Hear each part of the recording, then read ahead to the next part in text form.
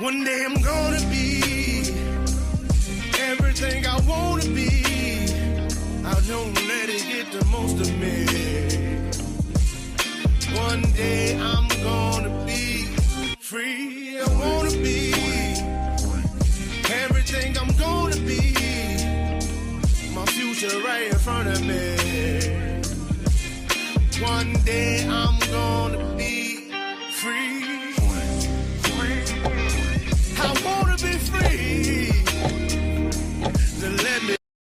From the depths of darkness, a voice emerges.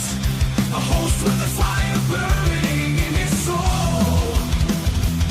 With a heart, steel, and a spirit unbroken. He rides on two wheels, ready to claim his throne. Amidst the chaos and the thunderous roar, insane wheels rise as a force to be reckoned with. Fueled by the power that only metal can bestow, he takes his step, refusing to submit. Insane wheels hear his battle cry. Metal and mayhem will never die. Whistlers report he pays his way. Oh, legend in the making, day by day.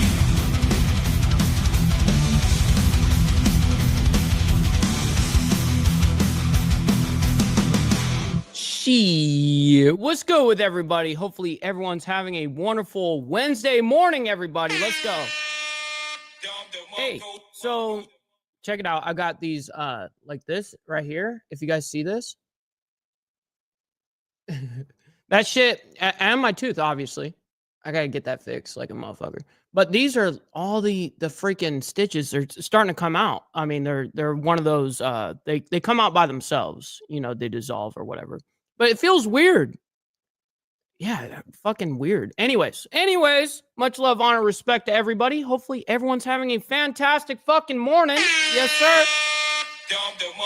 Listen, we got definitely a good episode for you guys. We got the Greenland Senate. Well, there's going to be a Senate hearing regarding Greenland by Chairman Ted Cruz, and it's happening right now. So we're about to get into the madness. But first, I want to thank each and every single one of you guys and do our call outs first. You know, you guys know the deal. We got to make sure we hit the like button because it is the number one metric of all of YouTube, and it's free. If you guys are brand new to the show, what else is free? Hitting that subscribe button, man. I very much appreciate that. Please consider becoming a member. Support my habits, man. No, I'm just kidding. Support the channel, man, for $2.99 a month. We made sure it's not going to break the bank for anybody. Hopefully not, right? And if it is going to break the bank, don't sign up. But listen, man, that's our number one way of us getting paid over here. And then we give back every Saturday morning with the members only live streams. Also, follow my Instagram at BallValveTV, where I post everything behind the scenes of not only the show, but of my lifestyle, Millennial Food Time. I swear, this is like better than my phone number. I think most of you guys can actually contest for. I think you guys can agree with that sentiment, even though I'm bad at getting back to, you know, everybody, because there is a lot of people that hit me up. You know what I mean? Last but not least, make sure, listen, I'm going to be making sure that every super chat, super sticker, gifted membership sign up, all of those things are going to be shouted out. But if you guys would like to help out the show monetarily and skip that brutal 30% YouTube cut, we have these scrolling for the remainder of the show. And of course, I will be shouting out your name and your message as well. So good to see everybody. We got Evil Rick up in the building. Good to see you, my man, as well as Brother Shadow, Brother Steve Easy. Shit. What's up, Kitty? Yeah, we're doing a bum rush over here. You're gonna call me Mr. Rush now, I heard. Always feels good, man. It feels good. We got Barbie as well up there in fucking Canada, which she, like, just a couple days ago, it was like -45 for this woman. Hopefully it's not that right now.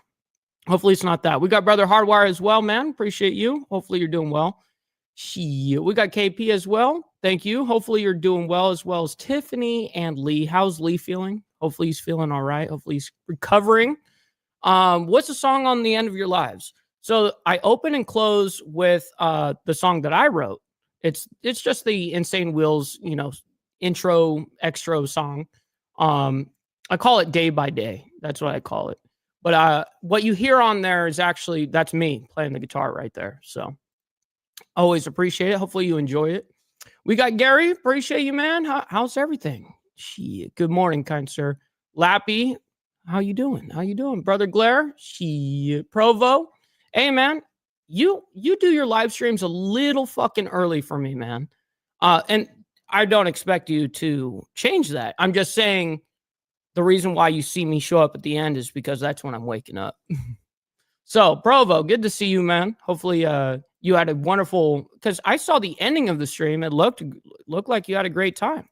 But hopefully the beginning of it was awesome as well. Brother Road Rage, it's been a minute since I've seen your ass. Saying morning all, still alive. You wouldn't believe how busy the last 2 months have been. No, I can believe you. I can believe you because I also know how fucking crazy your life is. Don't shoot your tooths out.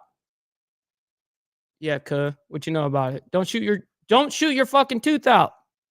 Stop chewing on gravel or explosives. I know. I gotta stop doing that. Yeah, exactly. So, by the way, I am taking, I just grabbed amoxicillin yesterday because I have a script for it, obviously, from the emergency room. So I went and got that filled yesterday. And I know some people in here are going to be like, fuck that shit. But it's kind of done well for me. I mean, that and Z-Packs have always worked well with me. We got Biker News Canada. Morning, kind sir. He's saying, morning, Mike. How's everyone in the chat? Good to see you all. Absolutely, man. Joseph up there in Canada as well. Good morning, Mr. Ball, Breakfast Crew, BNC. Mikey, gonna have to get yourself some grills. Well, I think I only have to get just for that tooth because that's the only damage I got onto my teeth, right? So I think that they don't even have to do the whole root canal thing and then put a new tooth in type shit. I think they actually just patch it up nowadays, which is dope. I mean, that's what I was told by actually one of my neighbors. She actually chipped her tooth pretty decent years ago. And then she's like, oh, yeah, it was a super easy fix. They just went in and patched that shit up. I was like, oh, okay. Joseph, stop the cat. Stop the cat. Yes, sir. You can't forget the stop the cat part. Where's your chain today? What do you mean what chain? I got my chain on right now. Are you talking about my neck chain? Because I got that shit on. What you mean, cuz? Are you still getting, yeah, what you guys, I don't understand you guys in the fucking, like, I can't live in snow like that. Blends in with the shirt. Yes. Yeah, I feel you, Frank. I feel you. It's all good. Denmark offered to buy California. I say we let them have it for free. Yeah. I think we can negotiate something with Denmark, with California and Greenland. Yeah, I think we could do something. The truth is I don't see us needing to buy or purchase any country. I'm talking Greenland, Canada, all this bullshit. Our federal funding and our protection of our U.S. Army and our military alone is already worth it to them. Like, we don't need to purchase shit. Yes, sir, Steve. You guys know, bang my line. If you guys want to get some spicy nub pics and video, absolutely. My Only Legs page is available. Stop the cat. We're expecting a blizzard today. I hope we get 9 feet of snow. I'm going to stay home, get blazed, movie marathon with the kids, and 12 hours of Cyberpunk 2077. Yes, sir. On the Steam Deck. Yes. Hey, so I haven't played Cyberpunk since it came out originally, and the original release was dog shit. I think that everyone that plays that game knows that, and I haven't played it since, so maybe I should. We got Huggy as well. Good to see you, kind sir. Hopefully you're doing well. Nice to see you. Yes, sir. It's good to see Road Rage, man. We got Mount High as well saying good morning all, and like button and left-handed tobacco all the way around. Yes, sir. Listen, I'm always stoked to see my Mount High. He knows the deal. Yeah, I have to get, I'm getting my teeth enlarged, cuh. What you know about it? All right, we're about to get into the craziness. The Denmark petition to buy California is pretty damn funny. Worth a read. Yeah, I really didn't read it. I'm going to be honest. I didn't read it at all. But I did hear about it. All right, so let's go ahead and get into the Greenland Senate hearing led by Chairman Ted Cruz. let's go ahead and check out what they've got to say. And real quick, Mike, you never told me if you thought Arma was worth the money. I do not think it's worth the money on console. Maybe it is on PC because you get all these different mods that you can do and stuff. Console doesn't allow you to do that on Arma yet, but they say that you will be able to. But the truth is I uninstalled it. So that should tell you enough right there. All right, back to the countries. Let's go. We should be pushing to expand NATO's mission in the high north. With Finland and Sweden joining the alliance, 7 of the 8 Arctic nations are now NATO members. Our good model is how NATO recently launched. Who made that quote? That's fantastic. Its Baltic Sentry operation, where allies work together to monitor and promote early warnings of threats from foreign adversaries and protect shared. How much you want to bet we're just going to be talking about NATO? You know what I mean? For real. At this point, I can just see it. Subsea infrastructure. I encourage that, and I've encouraged that in the recent weeks. NATO Secretary General Ruth. Did I just fucking call that shit? I haven't watched this, by the way, but I already know what they're going to say in attack. Like I can predict it. Has called for a more proactive NATO engagement in the region to strengthen our collective defenses. That is literally straight from the Danish petition. No way. The reality is the Arctic is the police alone. It will take time and investment by both. Right, Steve. Right. The truth is like I said, man, we don't need to be buying nothing.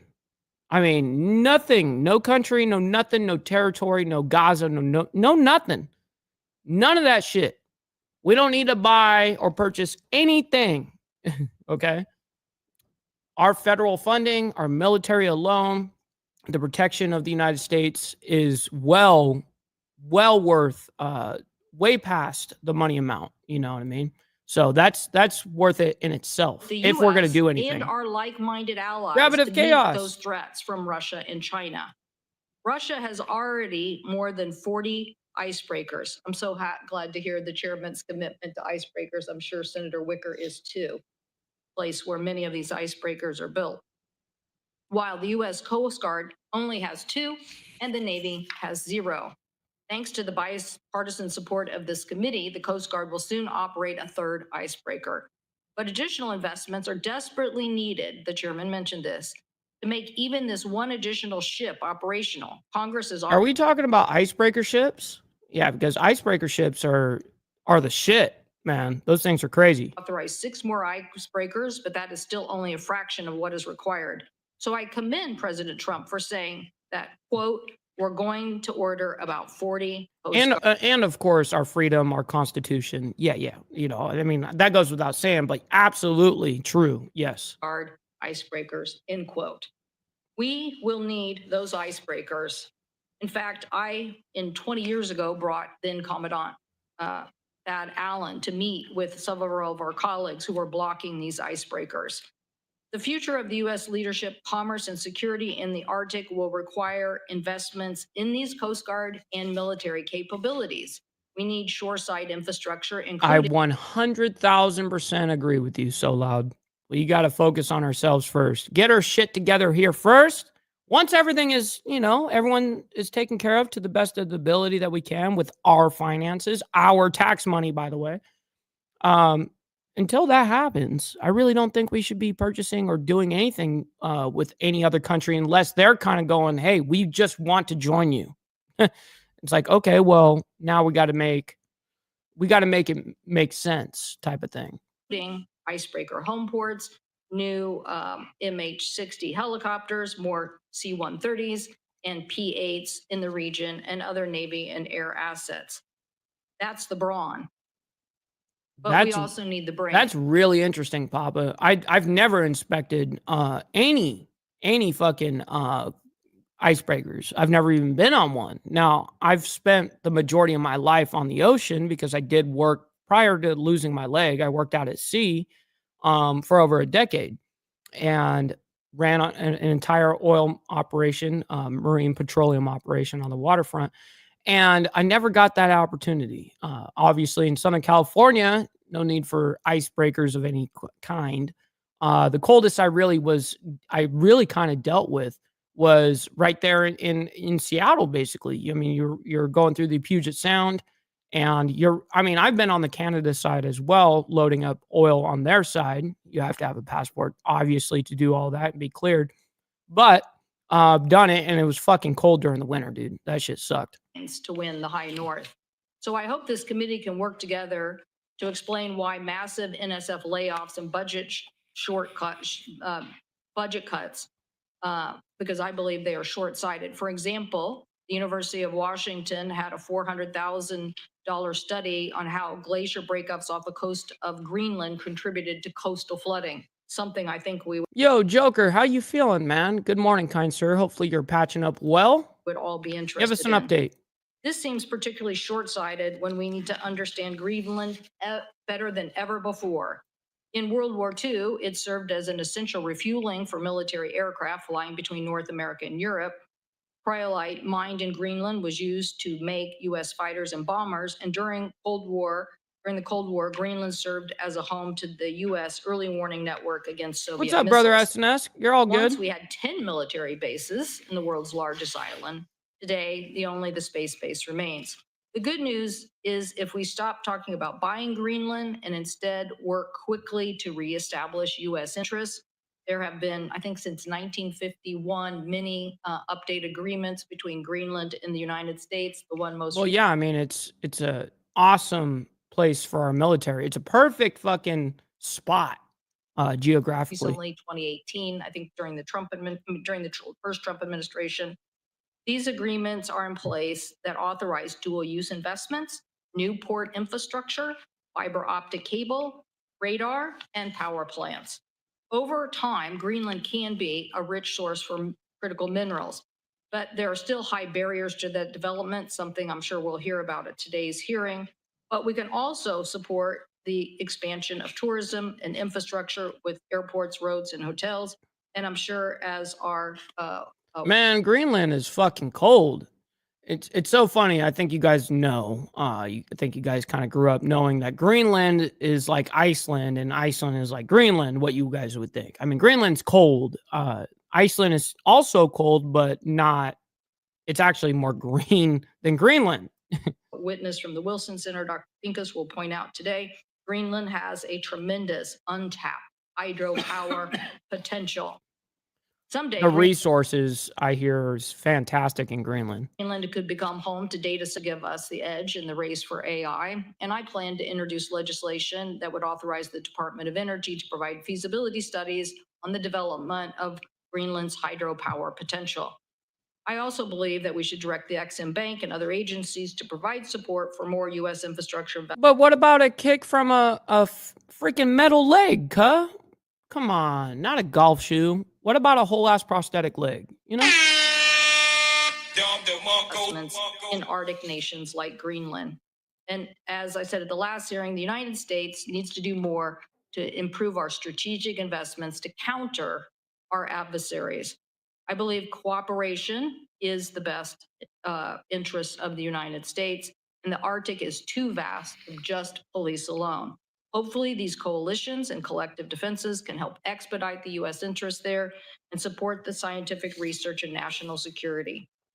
So I look forward to hearing from our witnesses and continuing to make sure that America, maybe this Greenland incident, Mr. Chairman, will elevate this discussion at Senator Murkowski, Senator Sullivan, myself have been trying to get so many people to realize we are an Arctic nation. We have interest. Do I believe in the theory of evolution? Yeah, I do. What's up, Big Log Joker? There, and we need to continue to move forward. Thank you, Mr. Chairman. Thank you, Senator Cantwell. We now have 4 expert witnesses before this committee. First witness is Alexander Gray, Senior Fellow in National Security Affairs at the American Foreign Policy Council. Mr. Gray served as the Chief of Staff to President Trump's National Security Council from 2019 to 2021 and helped form the administration's positions on elevating the U.S.-Greenland relationship. Our second witness is Mr. Anthony Marchese, Chairman of the Texas Minerals Resource Corporation. When it comes down to the logic train of I don't even know why this is relevant in this discussion because it's not. But I will answer. I will entertain this. The truth is I really don't know the logic train of how, because I don't think that like apes to fucking monkeys to humans type ordeal.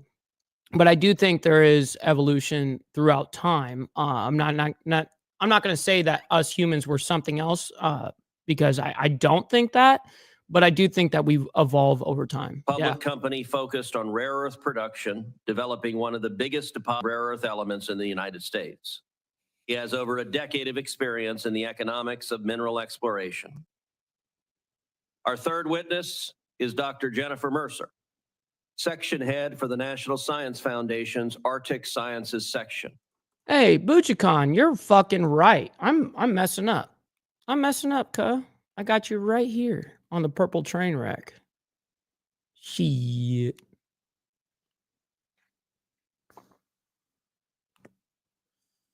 Ah.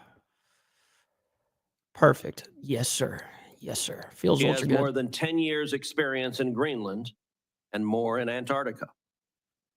And our final witness will be Dr. Rebecca Pincus, who is the director of the Wilson Center Polar Institute. She has focused her research on Arctic security and geopolitics. Mr. Gray, we'll start with you. You're recognized for your testimony. Well, you see what I do, Big Lock Joker. You know, I report world news, geopolitics, and news in general, politics in general. As a political analyst, you have to be honest. You really don't do well in these kind of spaces when you start lying or you start talking about things that you don't believe or don't have knowledge on. People do that on YouTube all the fucking time. They speak on shit they have no fucking idea what they're talking about.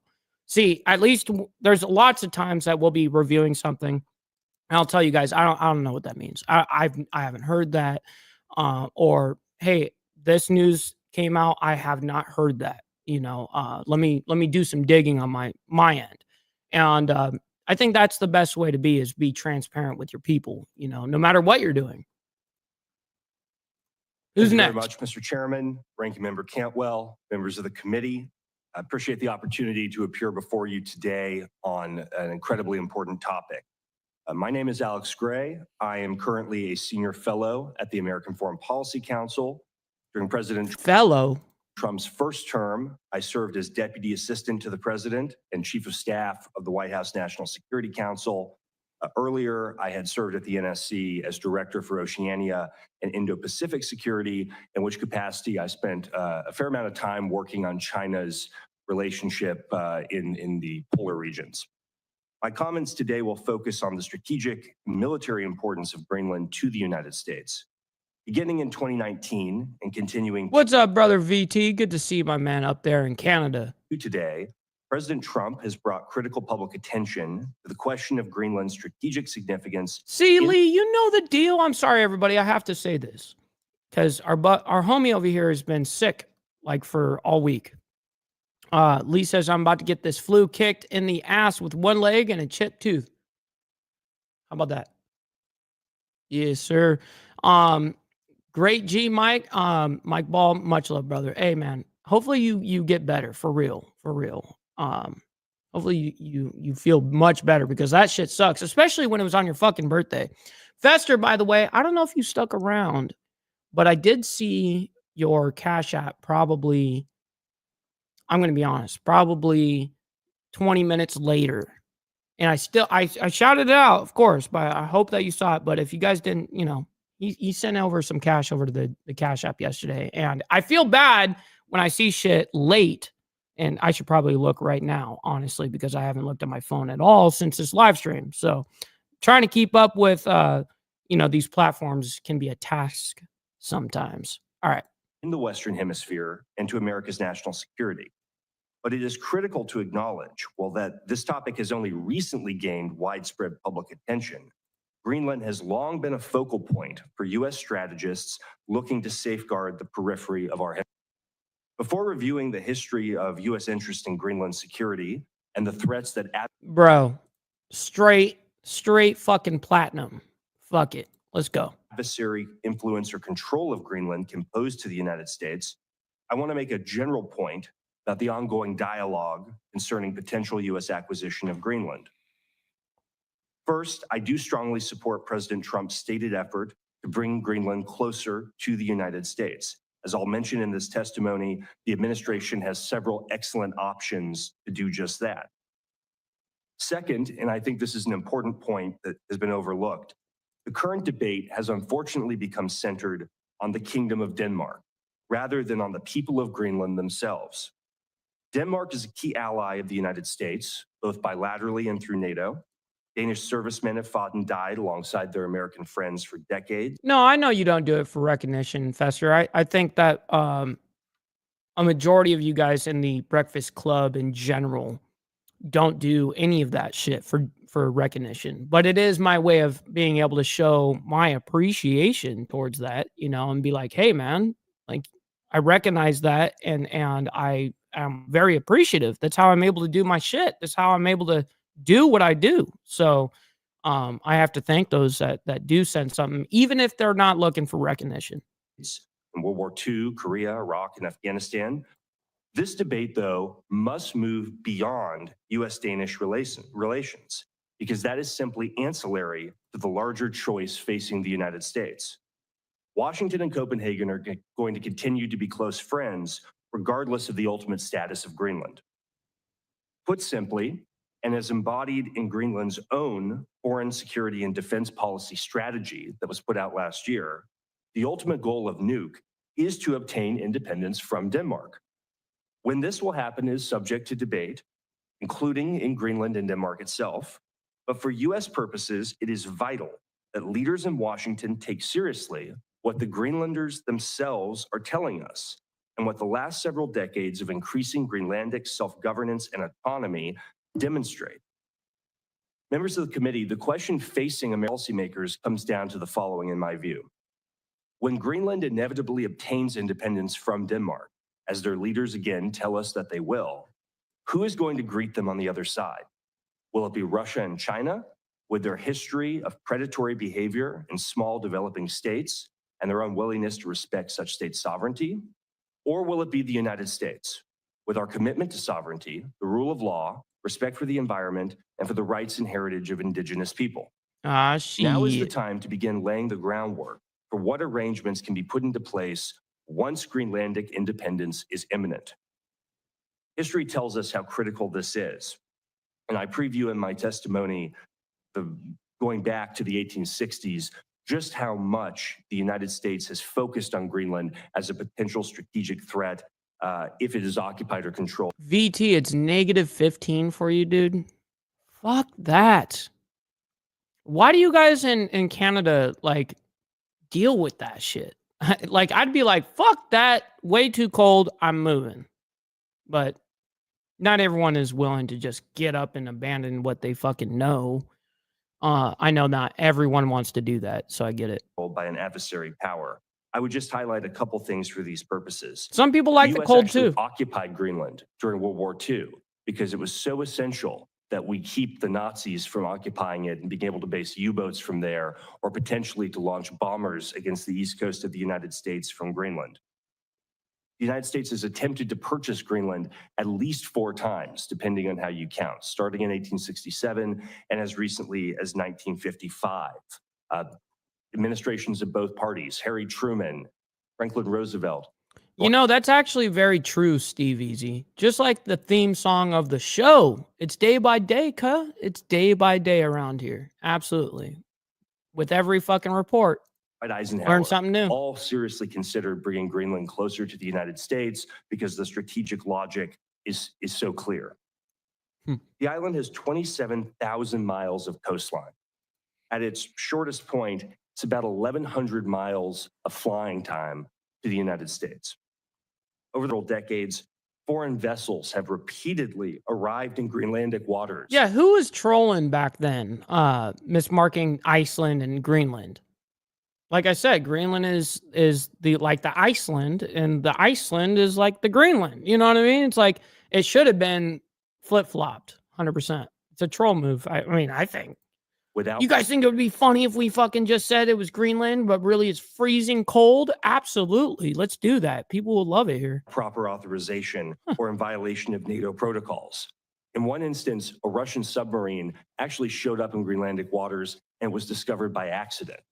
Unfortunately, our friends in Hey, Mexico's not too bad. Copenhagen have not devoted the defense resources necessary to ensure that Greenland and the coastline and the airspace is protected the way that it should be. As during the Cold War, the Greenland-Iceland-UK gap remains an area of considerable strategic concern for the United States as an area for submarine passage going to the east coast of the United States. Yeah, Kitty, if you think that shit is cold, our friend Barbie in the chat, she lives in Alberta, Canada. And just yesterday or the day before, it was -40. -40.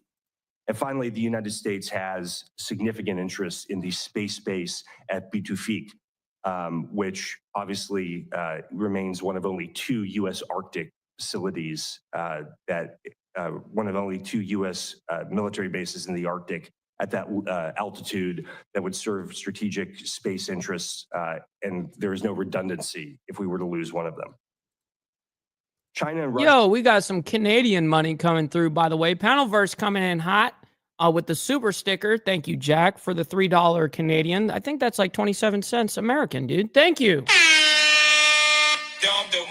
I'm just trolling you on your currency, bro. I'm just trolling you. I very much appreciate this. Hopefully, hopefully you're having a fantastic morning. I know that we are over here. Thank you for the support. Have demonstrated their interest in finding weak spots in the Arctic in recent years, dramatically increasing their capabilities. China has preposterously called itself a near Arctic power. It has launched a Polar Silk Road initiative with the intention to do in the Arctic what it has long done in Africa. Are you from Alberta? Are you, Jack? That's awesome. How cold is it for you right now? How cold is it? Asia and the Pacific undermine sovereignty of developing states at the expense of regional and global security.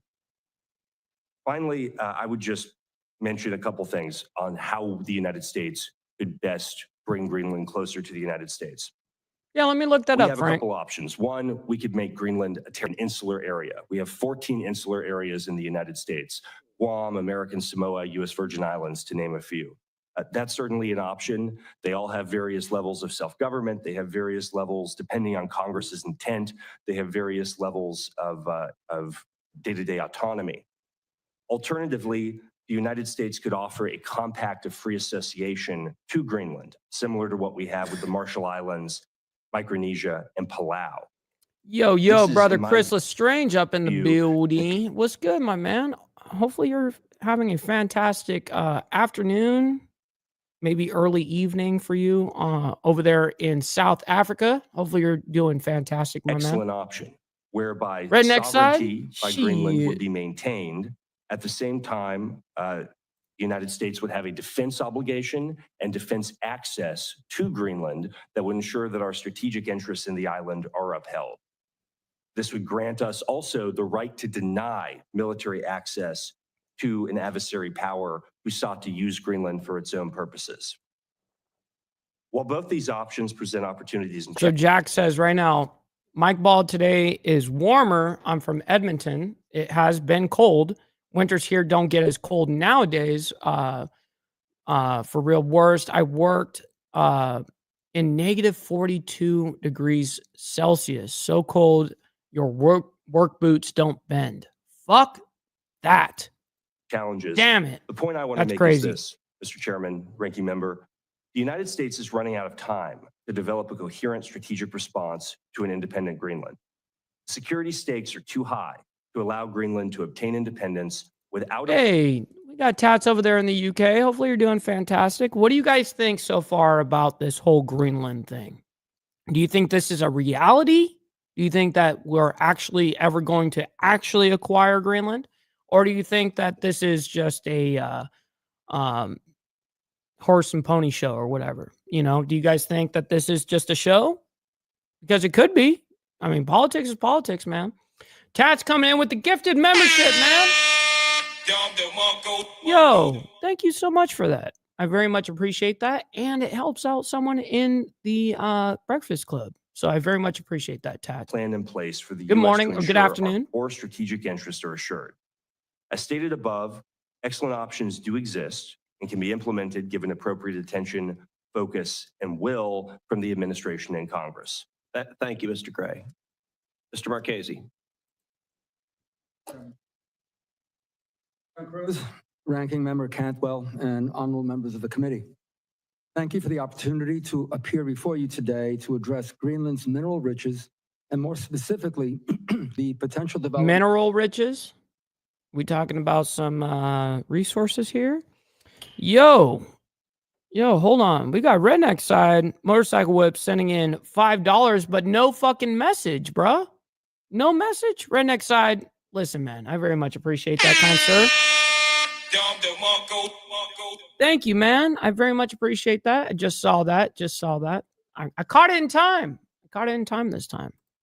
Thank you for that. Minerals industry. I'm Anthony Marchese, and for 12 years have been chairman of Texas Mineral Resources, a public traded company that, along with a partner, is developing the Round Top project, a world-class critical minerals deposit just outside El Paso in Senator Cruz's home state of Texas. Round Top's diverse array of critical minerals, when combined with my experience in I capital had two. markets, I believe gives me a unique perspective. Man, I'm sorry. Okay, let me see if there's a message on this. Let me open it up. Let me open this motherfucker up. Nope. He just says from Huggy. $5 on the Cash App as well, bro. Huggy, I'm sorry for missing that. I tried. Damn, it's a lot to look at the, I'm obsessed over the chat as well as the video. And then I need to have a setup where I can have on a monitor where like all the PayPal or Cash App or anything is up there and I can see it in real time. I have to use my phone right now. And so it's kind of a hassle, but I appreciate that. Perspective on the discussion of Greenland's riches. As the world's largest island, roughly 1.5 times the size of Alaska, Greenland presents a mining conundrum. On one hand, it is a treasure chest of not only critical minerals, but base metals, precious metals. Oh yeah, we're going for resources, baby. Yes, sir. Junkyard, we live, baby, and we back. Yes, sir. Welcome back to Society Junkyard. Hopefully that you're doing fantastic. It's been a minute since I've seen you for obvious reasons. Hopefully you're doing fantastic. Let me know what you're up to, man. And industrial minerals. Down there in Louisiana. A map prepared by the government of Greenland illustrates the obvious. Greenland's entire coastline holds what is indisputably one of the... Yeah, and for NATO members too. If we're going to keep NATO, it needs to be the same thing. But, I mean, you guys know my stance. Defund all of NATO, EU, UN, defund all of it. All of it. Just fuck. We don't need an alliance with nobody. How about that? We don't need shit. Fuck everyone. We don't need no NATO alliance. Watch. When we actually do need NATO, we're going to go to NATO and we're going to be like, hey, we need you guys. And they're going to be like, no, that's not right. What does the ICC say about this? How about, fuck NATO. How about that? World's greatest collection of minerals. Well, we can't do that. Throw a dart at any portion of the coastline and you will undoubtedly hit a potential world-class target. Conversely, the sheer topography of Greenland presents significant challenges. Yeah, insane wheels, code insane wheels. Ice in its interior, covering 85% of the country, winter temperatures averaging 16 degrees Fahrenheit, and thick sea ice, which potentially create clogged shipping lanes. While geological maps of Greenland present a vast array of critical minerals. Yeah, and Hardwire, aren't they like tired of like their treatment by Denmark or some bullshit? Like, aren't they tired of getting fucked over there? I mean, they're nonstop getting fucked over by Denmark, right? It's Denmark. Deposits along its coast. The presence of such deposits is only a starting point for exploration. Man, I haven't said that shit to no one yet, actually. I haven't said no, aside from my call outs for the morning, when I do my startup. But hey, quick halt to the show. Make sure you guys hit that like button. It's the #1 metric of all of YouTube, and it's free. It helps out the show, man. If you guys are new here, make sure you guys hit that subscribe button because it is also free. All right, back to this. Critical minerals vary in value significantly. Rare earth minerals such as cerium and lanthanum, although considered critical by the U.S. Geological Survey because they're part of the rare earth minerals basket, are not as valuable as neodymium and praseodymium, which are essential for magnets and batteries. Mineral characterization is essential in order to, quote, separate the wheat from the chaff, unquote, to focus on economically profitable deposits. Such characterization requires significant amounts of exploratory drilling.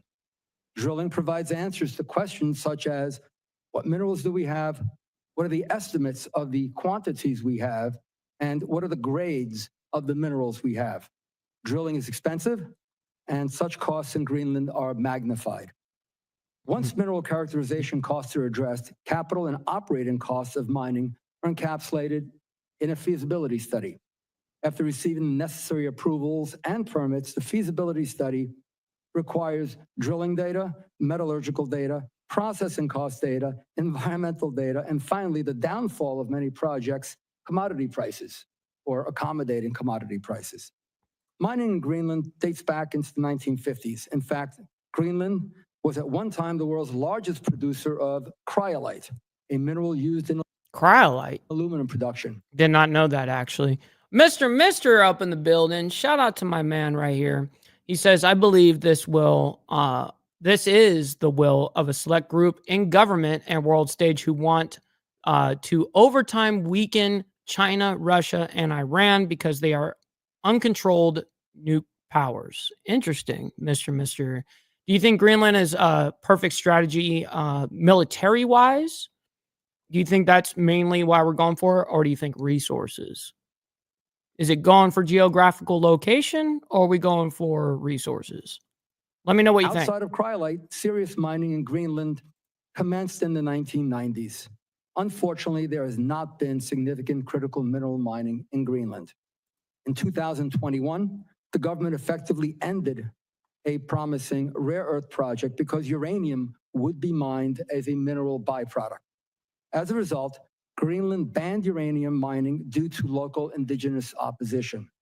Interestingly, a study sponsored by University in Canada several years ago found that over 85% of the population surveyed favored mining. Hey, as long as you're eating the corn, Steve, you're good. As long as you're not sucking on it.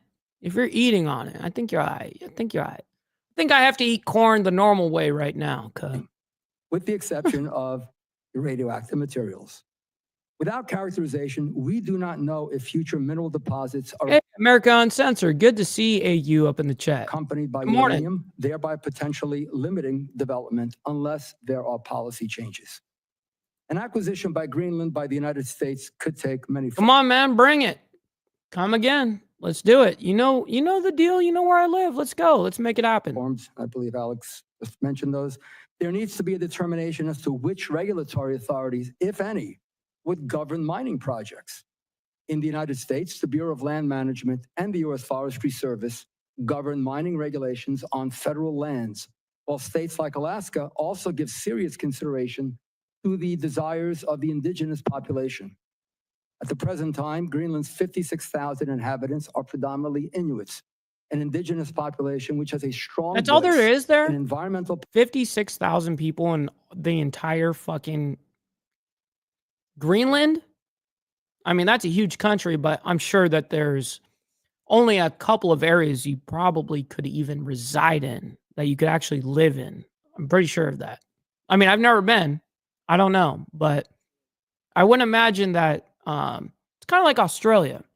Like the center of Australia, there ain't shit, over there on, what is it? The west side, Midwest for Australia. There's like nothing there, like fucking inhabitable.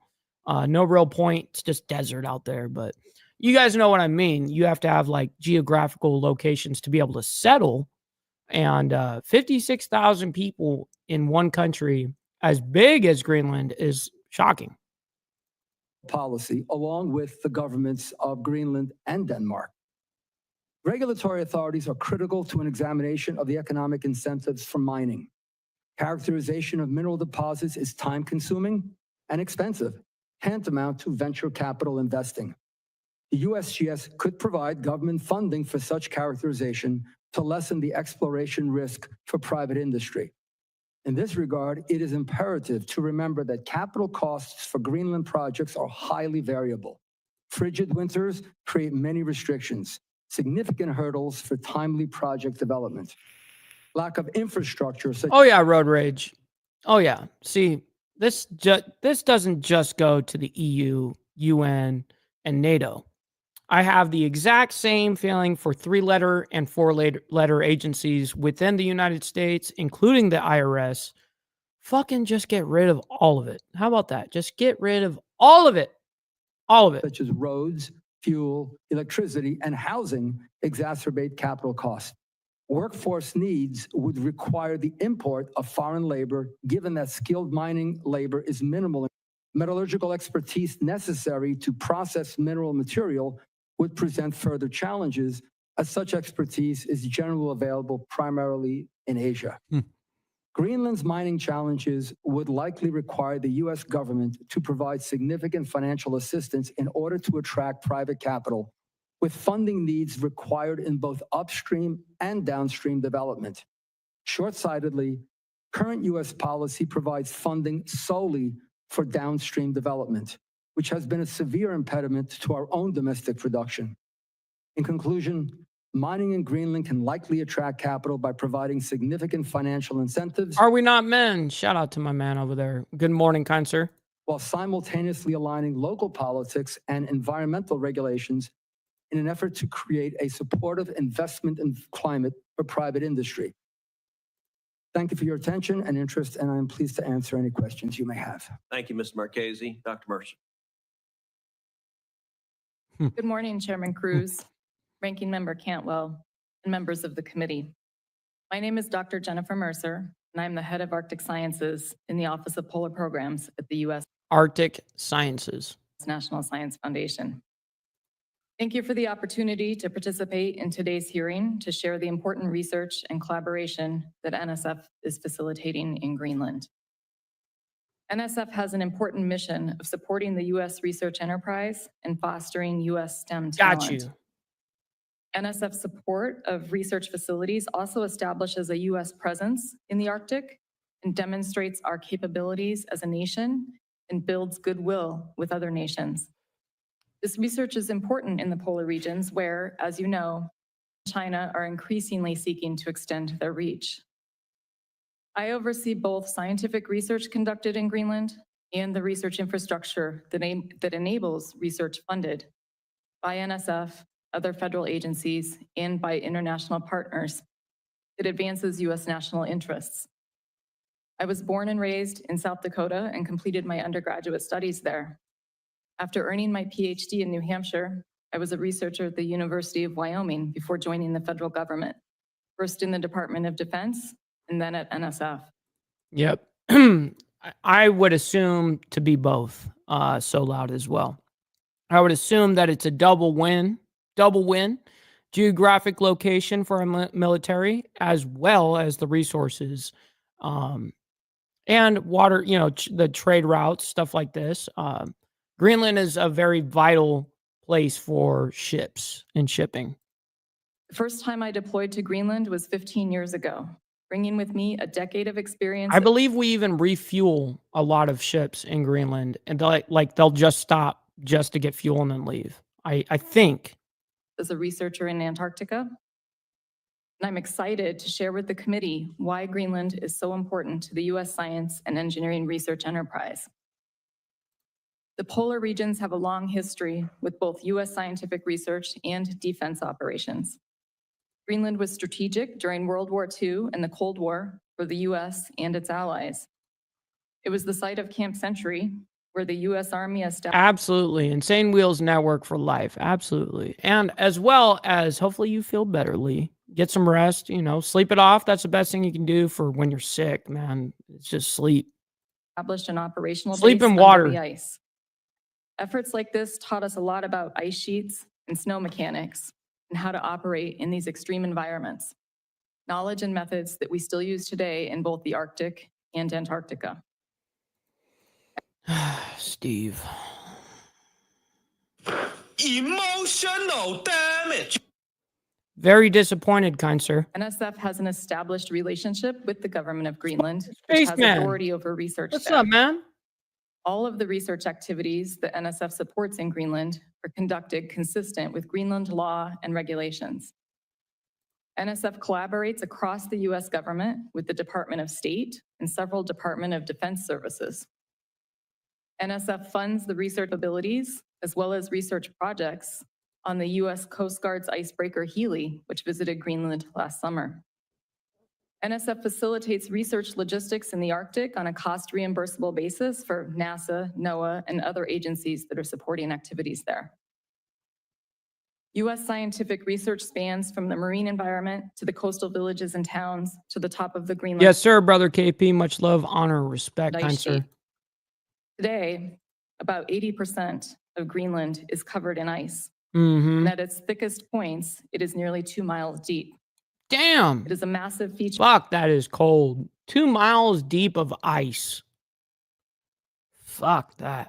That is important for understanding variability in the Earth's land ice and is an ideal location to study atmospheric circulation. Research in the coastal waters is important for understanding marine ecosystems, ocean circulation, and the submarine environments which support fishing and vessel navigation. NSF awards support upwards of 300 people at 15 to 20 research locations throughout Greenland each year. NSF's main Hey, brother Bob, you be good out there, kind operational sir. locations are the Always village of appreciate you, too. Gangaluswak and the United States' Pituffik Space Base on the west coast, and Summit Station and Raven Camp on the Greenland ice sheet. Raven Camp serves as a training site for the New York Air National Guard's 109th Airlift Wing that operates the ski-equipped LC-130 aircraft fleet, the only fleet of its kind capable of landing large loads of cargo and fuel on skiways. The U.S. is the only country with this capability. The LC-130 is the backbone of transportation within Antarctica and on the Greenland ice sheet. Summit Station is the only high altitude, high latitude. She definitely is somebody that came working out from being a scientist. It's like, fuck, you are so dry. Like, the way that you're speaking is so just, monotone. It's just so fucking dry. Can't wait for her to be over. Actually, just go ahead and go to the next chick. Let's just see. We get her. She's got some good knowledge on the area, and yeah, that's cool. All right, let's go ahead and hear what homegirl got to say. She definitely looked like she's eager to speak. Thank you, Dr. Mercer. Dr. Pincus. Muted. Eddie, Still- thank you for There convening we this go. hearing on the Arctic and Greenland. I'm honored to appear before you today as the director of the Wilson Center's Polar Institute. In keeping with the nonpartisan, policy-focused work of the Wilson Polar Institute. Center, I offer the following comments on U.S. strategic interests in the Arctic and Greenland significance. My bottom line up front is that the Arctic region, which has important and enduring strategic significance to the United States, has taken on an added measure of global importance due to its natural resources, emerging shipping lanes, and relevance to space issues. Greenland's importance is best understood in this broader Arctic context. The Arctic holds significant natural resources, including minerals, hydrocarbons, and fish. Emerging shipping lanes across the Arctic, including the northern sea route across Russia's coast and the Northwest Passage, are drawing increasing interest as ice coverage declines. The Arctic is also important to the space domain, since polar I like that. It's like a weekly brief, debriefing. Kind of like a debriefing, like we all kind of hang out, the burning room. I like that. That's pretty dope. near polar orbits provide unique and valuable satellite views. Russia has core national security and economic interests in the Arctic. It is a region of top importance to Russia. China also has interests in the Arctic, including natural resources and emerging shipping lanes. China has no territory in the Arctic, and the region is outside core PRC interests. Kitty, you getting yourself some left-handed tobacco? However, the complex and emerging China-Russia relationship plays out in part in the Arctic, and this makes China an important and influential regional actor.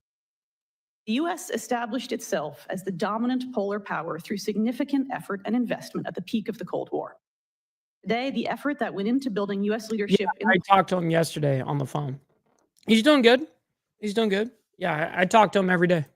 polls is at risk. The investments made in the 1970s are Weed.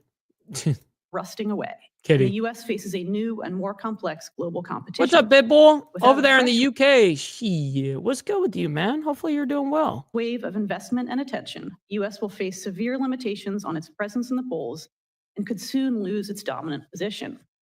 These weaknesses are apparent, and it All right, are we not, man? We'll see you on the flip side. is not surprising that U.S. competitors are leveraging the symbolic value of polar capabilities and operations to apply pressure on us. Is left-handed tobacco legal over there, Kitty, where you live? I honestly don't know the answer to that. For example, China has leveraged its world-leading shipbuilding capacity to build a small fleet of research icebreakers, in contrast to the degraded condition of the U.S. polar icebreaker fleet. The Polar Star and the Healy were great ships in their day, but the Star is now 52 and the Healy is 28. The U.S.'s 10 ski-equipped LC-130s, which Dr. Mercer has already discussed, were built in the early 1970s, and they are all now 50 years old. These unique capabilities are approaching the end of their operational lives. Losing them would directly risk U.S. presence in the polar region. Hey, I appreciate you, are we not, man? Appreciate that. Kind sir. When it comes to Greenland specifically, I would underscore that Greenland has enduring national security significance to the United States by virtue of its geographical position, and that Greenland's mineral resources have the potential to affect. Man, I'm very surprised because I look at the UK as like extremely liberal, like California liberal, by ahead by like 5 years. So I find it like very interesting that it's not legal or decriminalized. Do you guys still get criminalized for having it? I mean, if you are distributing it, of course, but just having it. Question. Affect U.S. economic security. I would note that Greenland has other economic strengths that also merit consideration, and I'll offer a couple comments on each of those points. Greenland's longstanding importance to U.S. homeland defense Yo, and brother securing Steve. northern approaches is heightened by today's increasing activity by U.S. competitors and the prospect of increasing accessibility throughout the Arctic. The Batufix Space Base is a critical forward location to U.S. missile defense. Greenland provides the westernmost location for monitoring Russia's naval activities in the Arctic and North Atlantic. Other NATO allies are critical to this effort, and the U.S. enjoys strong defense relationships in and adjacent to the region. Denmark recently announced a $2 billion package of defense investments for Greenland, with a second tranche of investment to be announced this summer. Greenland has a rich endowment of minerals. As Mr. Marchese has discussed, most are as yet undeveloped due to several significant complicating factors. The foremost challenge. Man, I'm really fucking like, I sit here and I'm like, wow. I mean, I look at the UK as super liberal. Like they're just with it in that aspect of liberal ideology. So, I mean, why hasn't that happened yet? You guys should totally do that. It's totally weird. Why do they still criminalize it like that? Is the harsh climate and lack of infrastructure, which significantly raise development costs. Greenland's enormous energy potential is often overlooked. The island has virtually unlimited hydropower around the ice sheet. Its hydro potential is very high quality and offers the potential to co-locate energy-intensive industrial facilities in the Icelandic model.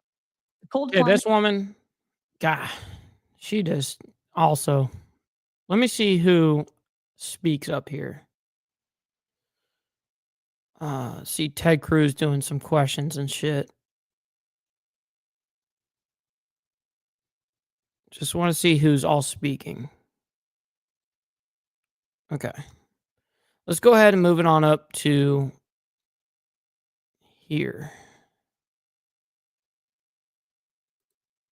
Greenland is a NATO ally, correct? We have military relationships now that allow. See, I told you guys NATO was going to be kind of a forefront for this conversation.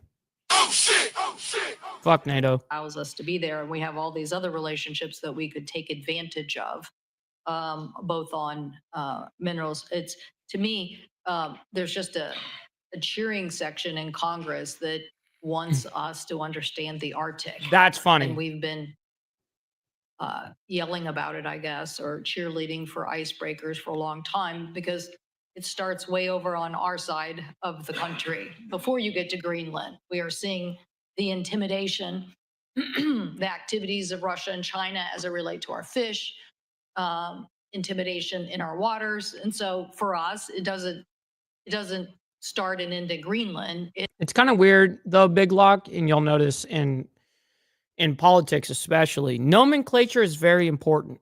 When you start saying things and then once you've said that thing and then it's repeated within, like, let's say the Senate or whatever, what's kind of crazy about the whole ordeal is that that nomenclature is very important. So when they say that and then it's repeated on later, it's logged like as if it's really that. And it happens all the fucking time. Politics is dirty like that. It is this issue you and others articulated of a melting ice that gives a Northwest Passage, that gives a whole new trend of interest.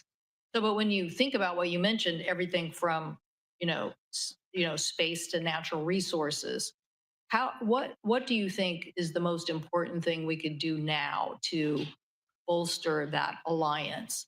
Is it a more broadened NATO agreement? Because with this Baltic Sentry operation where they were trying to stop what Russia is doing, is it some other capability right now on this communication issue? And then while I'm not against the mineral agreement or enhanced mineral agreement, That's a damn good question, Steve. That's a damn good question. Even dudes are wearing turtlenecks now. I'm like, dude, why you being a bundle of sticks? You know what I mean? Like, why are you gay? Why are you gay? Shit. to me that the hydro relationship, given what Mr. Marquesa said about the ice being this challenge, here ice is our friend and ice is creating a ton of hydro. And if you do the sea cable, it seems to me like this is that getting a stronger NATO relationship, getting our expansive view of how this fits into the larger Arctic picture and taking advantage of the easy layups would be things that we should do. Thank you for that question, Senator. Again, I'll go back to my earlier point that the U.S. has a range of policy options. And the first step is to Absolutely, brother Steve Easy. Be safe out there. We'll see you in a bit. define the problems that we are focused on really carefully. Yo, Johnny Reno over there in Colorado, my man. Good to see you. Hopefully you're doing fantastic. And yes, it is not an Inglewood heroin morning, though. Yes, with an I, though, We'll talk about answers if we're not all in agreement on what the problem is. Yes, sir. But I think I call that the correct environmental assessment. But in terms of policy options, I think the acquisition of Greenland is a really interesting option that deserves very careful scrutiny and weighing. I do think that it is a challenging option. I think there are some practical hurdles that would have to be overcome, and we can have a discussion about what those would be. I do think cost is an issue, but I think there are a range. And Ted Cruz is about to interject here in a minute as well. So let's go ahead and just skip ahead a little bit. To U.S. security concerns, as well as the new political powers that have devolved to the Greenland government, I think is something that in the short term certainly could also deserve some attention. Thank you. Thank you, Mr. Chairman. All right. Right as Ted Cruz is about to come up, I'm going to go ahead and use the head real quick. I'm going to go fucking take a leak and I'll be right back, but I'm still listening. Still listening, chat. Here we go. Thank you, Senator Cantwell. Mr. Gray, if the United States were to go forward with attempting to acquire Greenland, it would likely require the active agreement of Denmark and also the vote of the people of Greenland that this was a mutually beneficial step. Let's focus initially on the first part. From the perspective of Denmark, what are the benefits to Denmark of considering this negotiation? Well, Senator, I would say Denmark has failed, unfortunately, to provide the type of security that the alliance, that NATO, that we all need in the Greenland region, in the Arctic, for a long time. So having a U.S. commitment to take on some of that security burden would be beneficial to Denmark based on their behavior to date. I know they've recently increased some defense spending relative to Greenland. That's great. But we have a pattern of decades of neglect. So I would think that would be to their benefit. Look, I think the larger question here, Senator, is Denmark is not going to have as a constituent part Greenland over the long term. And so the Greenlanders have made that clear. So the question is, what is the security architecture that's going to be in place at that ultimate point of independence? And it's not in Denmark's interest, just as it's not in our interest, to have a vacuum that is filled by China and Russia. And that's why having some sort of discussion. Yo, brother Straightjacket, we had a couple of people asking about you. Where you been at, cuh? Good to see you. Good morning, what kind sir. comes next is so critical.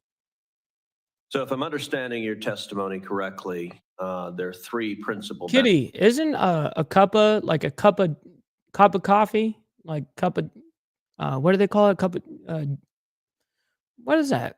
I'm trying to remember. Cup of Joe. That's what it is. That's what I was thinking of. But isn't a cup of some coffee? Benefits to Denmark of considering selling Greenland's territory to the United States. The first is that their existing defense obligations put significant costs on Denmark, costs that. Hey, that white streak is what does it for me, Steve. That white streak is, yeah, it's banging. It's banging. That white streak, yeah. Shit. It is what it is, cuh. It is what it is. Yes, she can get it. She absolutely can get it. Okay, cup of tea. That makes way more sense. That makes way more sense. You guys don't drink coffee like we do over here. But you guys drink tea like that, right? That are a real burden to the government of Denmark and the people of Denmark. The second is if the United States were to shoulder the cost of providing that defense of Denmark would also significantly increase the defense of Greenland, rather, would also significantly increase the defense and security of Denmark, and limiting the role of Russia and China in the Arctic also inures to the defense benefits of Denmark. But number three, and this is an important point you made, we are seeing a growing independence movement in Greenland. If Denmark were to negotiate today with the Trump administration to sell the territory of Greenland to the United States, it would presumably be able to negotiate some substantial sum of money. That's how we purchased Louisiana Purchase. That's how we purchased the Virgin Islands. That's how we purchased Alaska. If Denmark does nothing and Greenland declares independence, then rather than getting some substantial sum of money, Denmark gets. Damn, Kitty. That's crazy. That's a crazy delivery. Nothing. Is that a fair summary? I think over the ultimate time frame we're talking about, Senator, that's true, because I believe we should take the Greenlanders at their word that they will be an independent country at some point. And ultimately, sir, it is not in Denmark's interest to leave a security vacuum in the high north. In addition to your point about the cost, they will suffer as much as anyone from having what I think is the 100% predictable outcome of China and Russia stepping into that vacuum if we don't have some sort of clear security architecture in place. I think that's very Straightjacket, me too. If it's Red Bull and vodka, I'm in. Powerful. Let's turn to the benefit to the Greenlanders and Mr. Marchese. I think if this were to proceed, it would in all likelihood require a referendum of the people of Greenland. Yeah, man, you know that I'm always down, as long as I'm not hammered or something like that. Yeah, I'm always down. Making a choice. Do you want to become an American? Do you want to join the United States as a territory or in some other legal structure?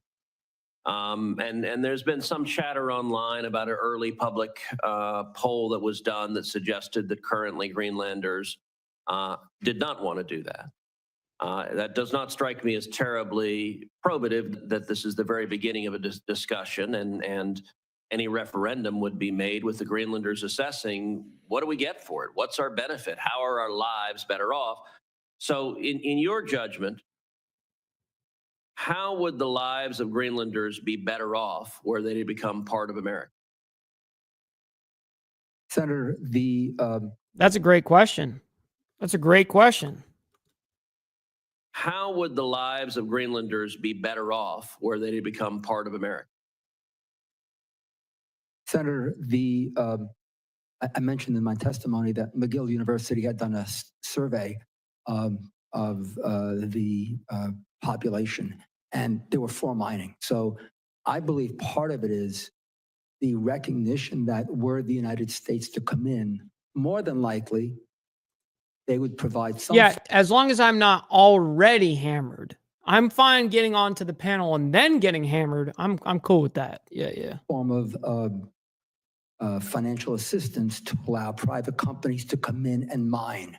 And the vast majority, I think they said about 85% of the Inuits wanted mining, with the exception of uranium. That's a separate topic. The point is, I believe once the Greenlanders recognize that the United States would come in and provide a lot of assistance, that mining jobs would be there, and that's very important for the population. There just isn't that much mining right now, and I think that if there were the prospect of financial assistance to jumpstart the mining industry, I think you would see more Greenlanders interested in becoming part of the United States. Well, we see significant discussion. I sat down this past week with the ambassador from Denmark and with the ambassador representative from Greenland. And one of the things we discussed is the very significant benefits that come with American citizenship. I think, for example, of Puerto Rico, where the people of Puerto Rico enjoy a considerable upside from their current status as an American. But fuck that.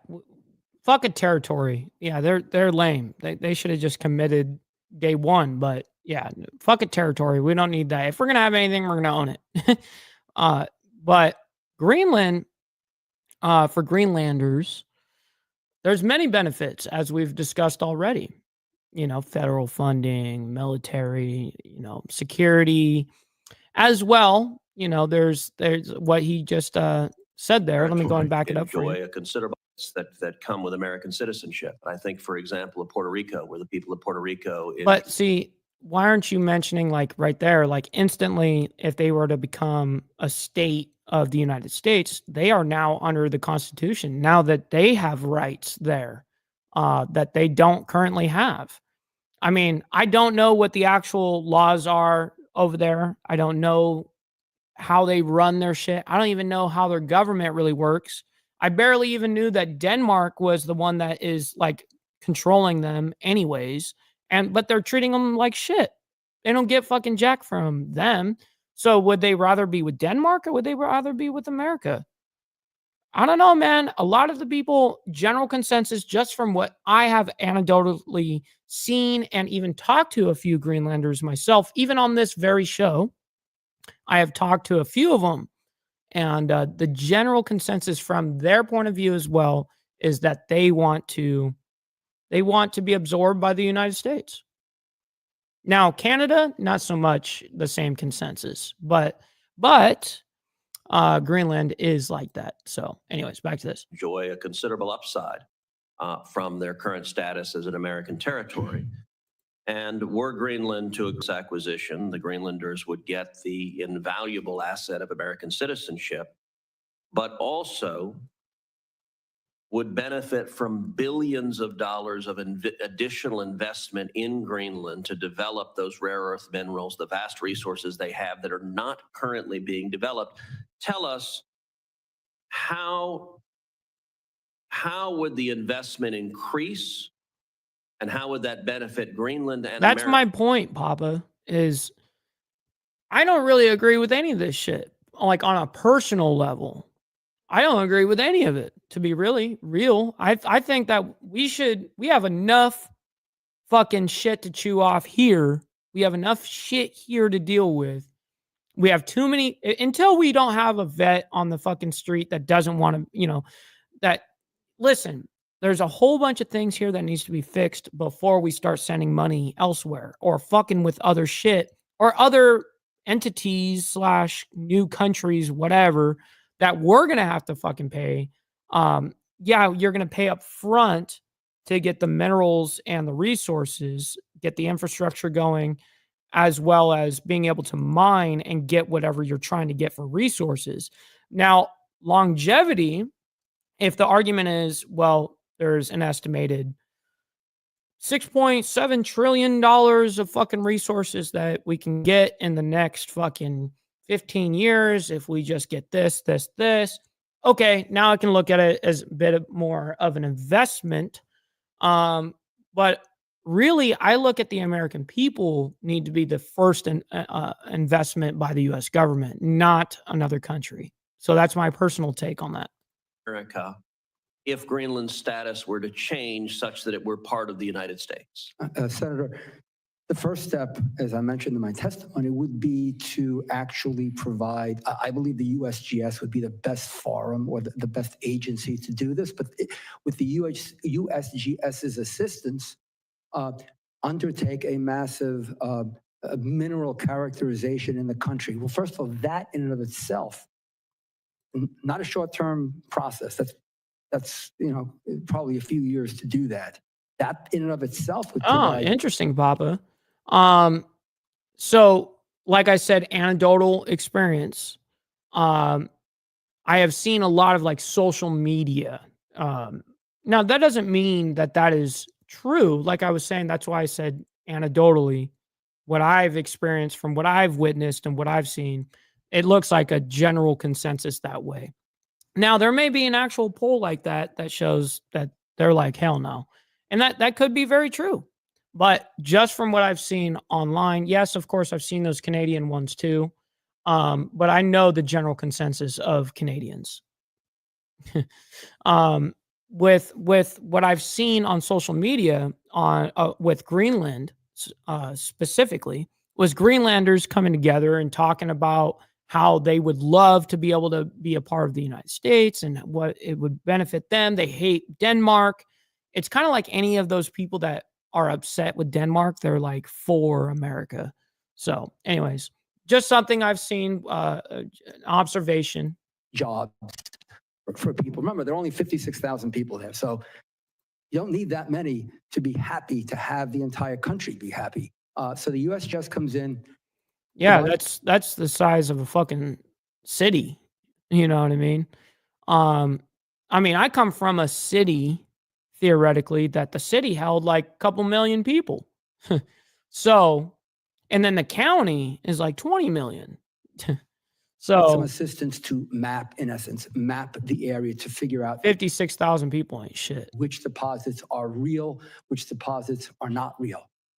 Once you do that, then you start getting into convincing companies to put money in, and that provides even more jobs. So I think even before you start putting a shovel in the ground to create a mine, you have, in my opinion, the potential for thousands of new jobs in a mining industry. I mean, at the end of the day, Greenland, in my opinion, can become with obviously responsible environmental oversight, can become a major what happened?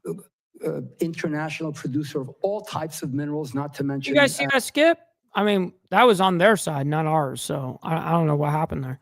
As Senator Cantwell said, a potentially large hydro industry. And that in of itself requires, forget about rare earth minerals, but. Yeah, spaceman, I'm not really sure, man. As an example, the hydro industry would require a tremendous amount of jobs. But remember, the expertise has to be developed also. So there are potentially massive economic benefits. I believe massive potential. Senator Kim. Thank you, Mr. Chair. Mr. Gray, I would like to start with you. You talked about two different ways in which this might proceed, about Greenland becoming an insular area or a COFA agreement. I just wanted to ask, does that mean it's safe to assume that you don't think the U.S. should consider use of force or economic coercion to take control over Greenland? Sir, I don't think the United States should use any sort of coercive behavior toward a interesting. NATO. So, Kitty, I would imagine with that information, and also knowing that some of the areas, like we heard the scientists say, that are 2 miles of fucking straight ice down. What kind of how many casualties do you think we'll have just mining or getting the things they need, for these resources? I mean, is it going to be a huge amount of people I mean, is it going to be extremely dangerous to do so? I'd only imagine just the weather alone working in fucking negative whatever degree shit. That's not something that I really advocate for, you know what I mean? But yes, if we can tap the shit and not have like a huge humongous fucking risk, yeah, I mean, I would be down for collecting of resources. I think that's that's a smart idea on that aspect. One of the many reasons we actually keep a lot of our shit, like we have oil in the United States, we have plenty of it. And I have a conflicting thing because I used to work in oil. So I have a little conflicting ideologies here. But I understand that keeping oil for yourself for longevity reasons and use up everyone else's resources is kind of ideal for the survivability of your country. And hence why we have kind of done that. We'll purchase everyone else's fucking petrol or fucking petroleum or whatever the fuck we're importing or whatever. And that is because we don't want to use our own shit. Now, Americans are tired of that shit because we have plenty of it, and that shit will go fucking forever. I mean, not forever, but it'll those oil reserves, they're fucking full. You know what I mean? So it's time to fucking, in my opinion, we have done enough getting resources from everyone else. It's time to fucking drill here and get our own shit. But anyways. Meaning Denmark. Yeah, and because this has implications even beyond just Greenland, beyond just our conversations with Denmark. Is this Fauci's brother? No shit. Do you think that the U.S. talking about potential use of force or not you said is this? Got you. Off the table in places like Greenland and Panama, that weakens our arguments when we're criticizing or going against Russia and China for their infringements upon sovereignty in Ukraine and or maritime boundaries in the Indo-Pacific? Yeah, it's underground mining in general, but I can only imagine that the ice would make it incredibly, the ice and the degrees, the temperature. I'd imagine that is a combination for just death, Sir, I think what's critical is that the United States, the comments I think you're referring to had to do, in my view, with making sure that nothing was off the table in terms of if an adversary were to gain access to key parts of the Western Hemisphere. And I don't think we can take anything off the table to prevent an adversary from gaining control of key choke points. I think obviously in partners, we would never want to use military force or coercive means. When it comes to this decision that you're saying that we benefit from having a COFA, when we would benefit from having insular partnerships here on this. Yep. No, I get you. From with insular areas. I guess I wanted to just understand, why does it have to be that route? So for instance, you talked about the Faroe Islands. Iceland is also up in that area. Would you recommend to us that we consider making offers to those places for those same offers of insular areas or a COFA? I wouldn't, sir, mainly because they're not part of the Western Hemisphere. And I think this, if you look at that's what we were saying about shipping, having shipping routes and stuff like that. They would own that aspect as well. Hence why I think it's a geographical huge advantage it's huge advantage for our military.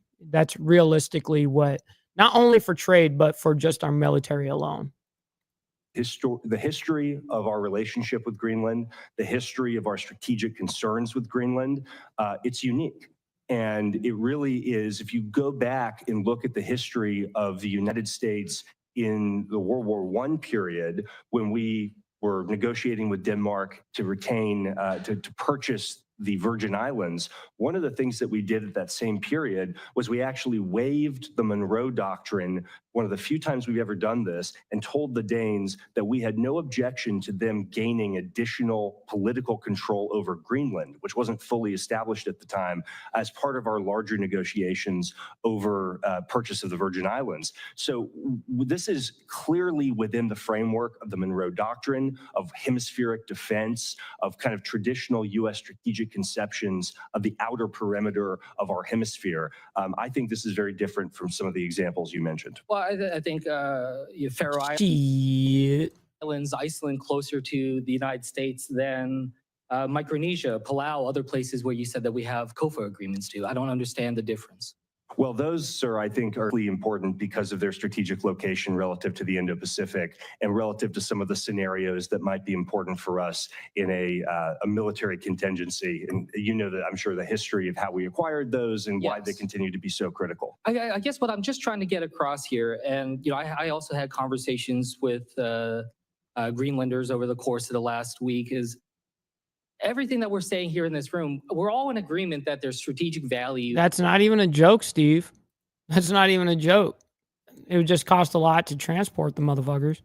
In Greenland.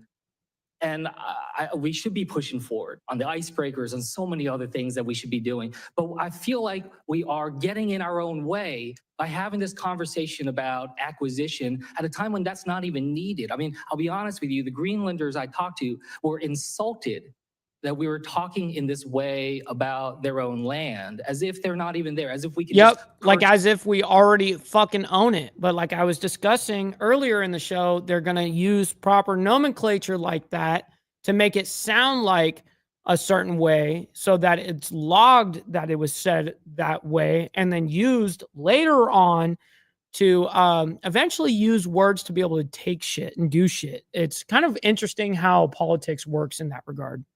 purchase this and buy this as if they are just an object. And that's what they said to me, that it feels like we're saying they are an object that we can just take because we are the richest, most powerful country in the world. So I just want to push back here because there's so much that we can be doing without having to own Greenland. He almost said so Iceland. much more scientific partnerships, so much more that we can offer when it comes to minerals and mining. We should just be pushing forward in that, regardless of what happens with a potential referendum going forward. So that if they do get to that place, we are already positioned ourselves as a strong partner. No doubt more we can do right now. But I just think that this is getting in our own way. And when you look at the polling, 85% of Greenlanders say they're opposed to becoming part of the U.S. 46. Damn. So that was probably the poll that Papa Penguin was saying. % view President Trump's interests as a threat. If we are trying to solidify our relationship with them in some post-independence position, we are burning those bridges. We are sowing sense of distrust right now that I think would make it even harder for us to be able to achieve that later. And with that, I'll yield back. You know what? I think that's a good area to go ahead and just close out because this shit's going to run all fucking day. You know what I mean? This shit is just going to go on all day and we're just going to hear a whole bunch of, politicians are really good at lawyer talk. And a lot of the times when you hear the Senate or you hear the House hearings or anything like that, usually what you're hearing in these, why it's so boring or dry to some people, because all you're hearing is legal talk and hypotheticals. Like the Supreme Court, for instance, is a super, they're nonstop using hypotheticals. I mean, you look at the Supreme Court, you look at Congress, or you look at the Senate, all these things can be very dry because of, it's a lot of lawyer prattle at the end of the day. So, of course, later on today, we'll know kind of the outcome of this. It's not like we'll get any sort of answer by the end of this. That's kind of the truth. These discussions, I think, are more of a horse and pony show. I think this is a way of being able to use this for their campaigns later. As you guys can see, there has been a lot of fucking shit going on since Donald Trump has become elected. So it's a very, it's a fiery time. People are watching. And people know it. You know, these senators, these congressmen, these people in the Senate, they know this shit. People in politics, they know it. So yeah, I really kind of think that a lot of these hearings in general are kind of like that.